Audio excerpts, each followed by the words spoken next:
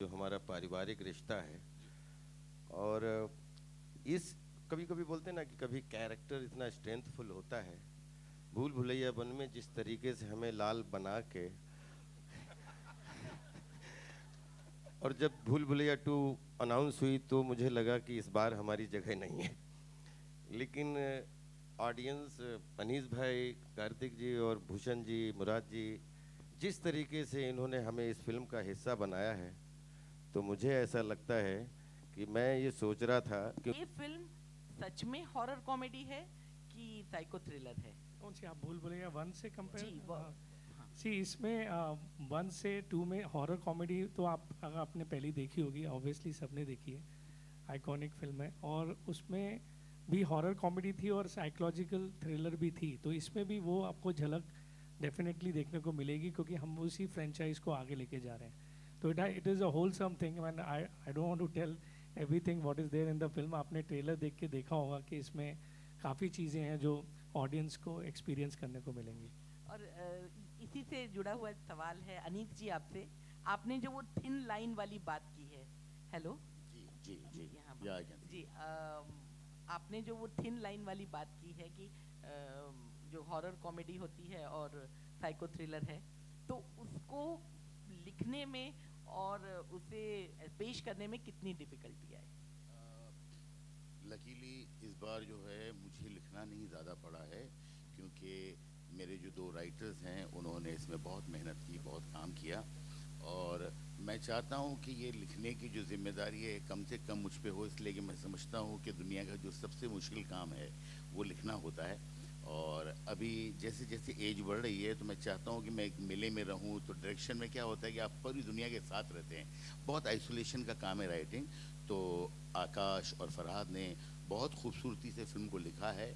और जब मेरे जैसे डायरेक्टर को लिया जाता है तो कहते हैं कि भाई एक डायरेक्टर मिला है तो राइटर आपको फ्री में मिल जाएगा। तो छोटे मोटे जो भी मेरे कंट्रीब्यूशन से मैंने दिए हैं। तो ये फिल्म जो है वाकई जो पहली फिल्म थी वो बहुत ही यादगार, बहुत ही खूबसूरत पिक्चर है। और उसके लिए जिस तरह ये बनाई है ये बड़ा मुश्किल काम था, लेकिन चूँकि स्क्रिप्ट सारे लोगों को बहुत पसंद थी। बहुत पहले जब मैंने ये कहानी सुनी थी, आज से 3-4-5 साल पहले, तो मुझे बेसिक लाइन ही बहुत अच्छी लगी थी। फिर मुराद भाई को सुनाई गई, मुराद भाई को बहुत अच्छी लगी, भूषण जी को अच्छी लगी।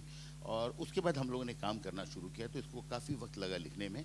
और वो आप जब फिल्म देखेंगे तो आपको दिखाई देगा कि इस फिल्म के अंदर राइटिंग में काफ़ी मेहनत की है। Thank you. Hi Dream Girl. Uh, Hi Dream Girl on your left, Kiara ji. Hi.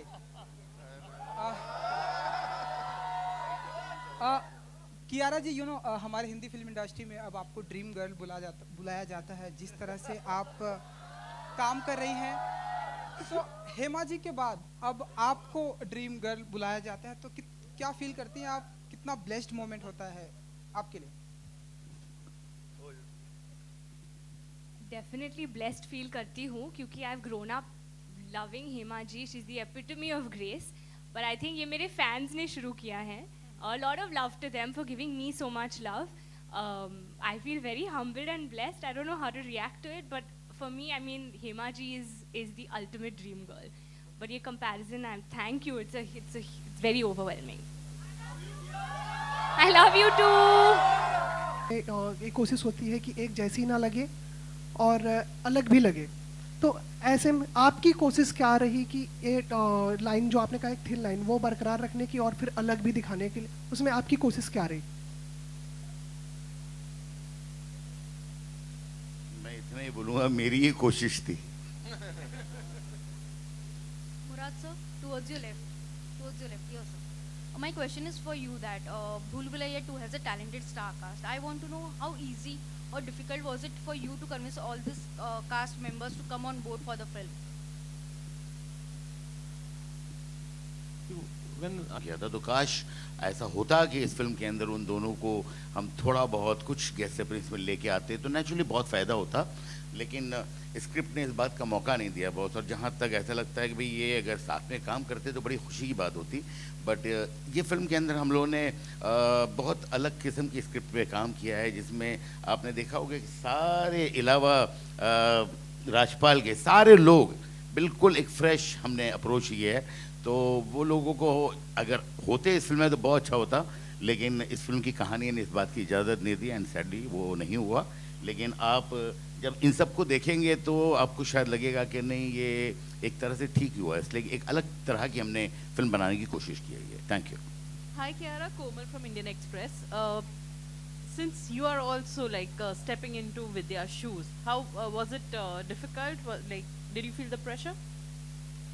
So let me begin by saying Bhool Bhulaiya, the first part, was the first horror comedy film that I had ever seen. And I think it was one of the best made horror comedy films from our country.